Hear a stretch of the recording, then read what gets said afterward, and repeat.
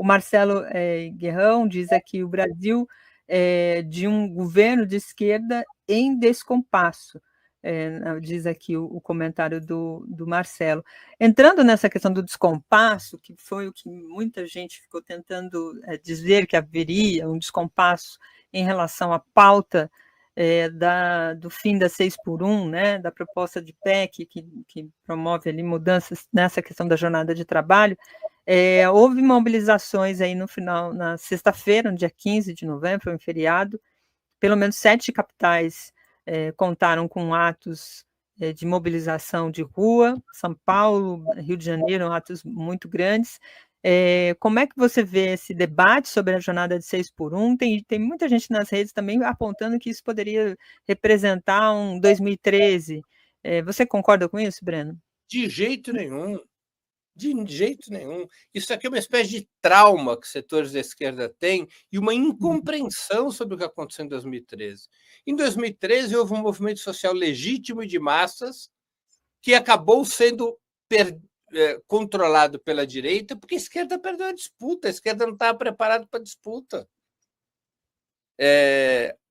Qual é o trauma? O trauma é como aconteceu em 2013, daquele movimento social ter sido sequestrado pela direita, a solução é não ter movimento social, porque aí não corre o risco de ser sequestrado pela direita. Não vamos nos mobilizar para pressionar por mudanças importantes para a classe trabalhadora, porque qualquer movimento desse tipo pode ser sequestrado pela direita. Só vamos nos organizar quando você tem um movimento que já nasça controlado pelos partidos de esquerda, pelos sindicatos tradicionais, pelos movimentos populares. Quando não for assim, não vamos nos mobilizar. É uma leitura estapafúrdia sobre como funciona a luta política e que não tem nada a ver com a história. Eu vou aqui me recordar. A Revolução Russa de 1905, que o Lenin chamou de um ensaio geral da Revolução de 17, ela começou no 9 de janeiro de 1905. Em 9 de janeiro de 1905, aconteceu uma gigantesca manifestação em São Petersburgo. Essa manifestação não era liderada nem pelos bolcheviques, nem pelos mencheviques, não era liderado pelo partido, então, que abrigava essas duas alas, o Partido Operário Social Democrata Russo, não era dirigida pelos socialistas revolucionários, não era dirigido por um padre que era um provocador da Ucrânia, do serviço secreto do Tsar, da polícia política do Tsar. O padre Gapon. O padre Gapon era um agente do Tsar. Ele foi o líder da manifestação. Mas qual foi a orientação dos bolcheviques? Participemos da mobilização, porque o povo está em luta, nós vamos disputar a direção daquele movimento. Então, toda vez que há um movimento por uma justa causa que ganha simpatia de massas, a esquerda tem que estar dentro, nunca tem que estar fora, tem que estar dentro e disputar a direção desse movimento. Essa questão da redução da jornada de trabalho, da vedação, da proibição da jornada 6x1, ganhou tração, pelo menos ganhou tração nas redes sociais. São mais de 2 milhões de pessoas que assinaram.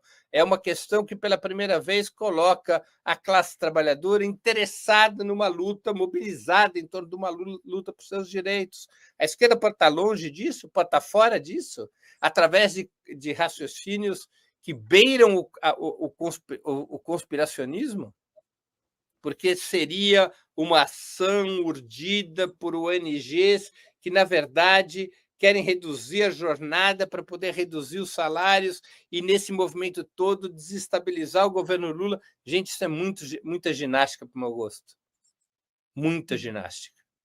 Há uma luta concreta, essa luta pode ou não ter direção de esquerda, mas temos que reconhecer que é um movimento concreto, que ganhou tração e que luta por uma bandeira justa, a redução da jornada de trabalho. Infelizmente, uma bandeira que foi deixada de lado pelas centrais sindicais. O 1º de maio de 2024 não teve essa bandeira da redução da jornada de trabalho. As centrais sindicais dos partidos de esquerda têm operado há anos com bandeiras defensivas de preservar direitos e às vezes nem de preservá-los, de manter algo de direitos que vão sendo roubados dos trabalhadores. Aí surge uma iniciativa desse tipo.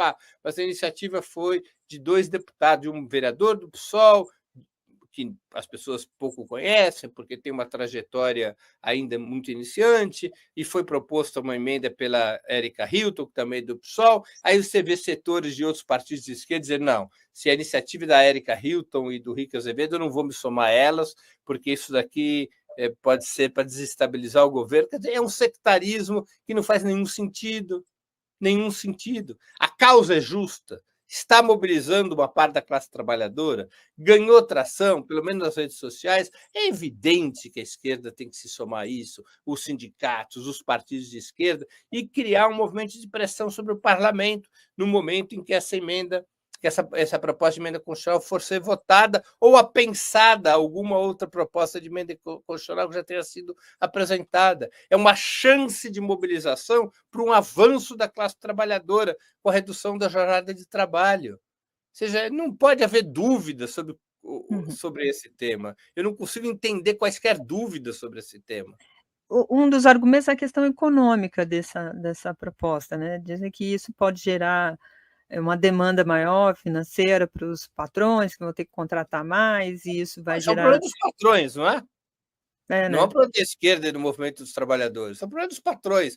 Aliás, é uma mentira dos patrões. Porque esse mesmo argumento, Daiane, foi usado contra a abolição da escravatura. Exatamente esse mesmo argumento. Nossa, se acabar com a escravidão, puxa, a economia vai sofrer um desajuste terrível, vai haver uma tremenda crise econômica. É sempre o argumento que a burguesia levanta contra qualquer tipo de avanço de direitos do povo. Sempre esse argumento. Ele é falso, além do mais, porque o fim da escravidão no Brasil não levou o Brasil a uma crise econômica, ao contrário, levou a um ciclo de desenvolvimento. Não é? A redução da jornada de trabalho, historicamente, não levou a crise econômica nenhuma. Levou a possibilidade de aumentar a produtividade do trabalho, porque o trabalhador descansado trabalha mais, e levou a uma ampliação do mercado interno, porque trabalhando menos, mais pessoas trabalham. E, portanto, aumenta o emprego e a renda, aumenta o emprego e os salários. Claro, a burguesia brasileira ela não quer que aconteça isso. A redução da jornada de trabalho significa gastar mais com salários. Então, a burguesia brasileira sempre viveu à base da superexploração, ou seja, fazer os trabalhadores se esfalfarem de trabalhar. O Brasil é um dos países onde mais se trabalha no mundo. A lógica da burguesia brasileira nunca foi investir em inovação e tecnologia, nunca foi investir no aumento da produtividade tecnológica do trabalho, sempre foi garantir uma extensão absurda das jornadas de trabalho. Então, uma bandeira forte, importante contra um dos pilares da superexploração no Brasil. É evidente que a esquerda tinha que estar unida, é evidente que os sindicatos tinham que estar unidos para defender essa medida, a redução da jornada de trabalho e a proibição da jornada 6 por 1.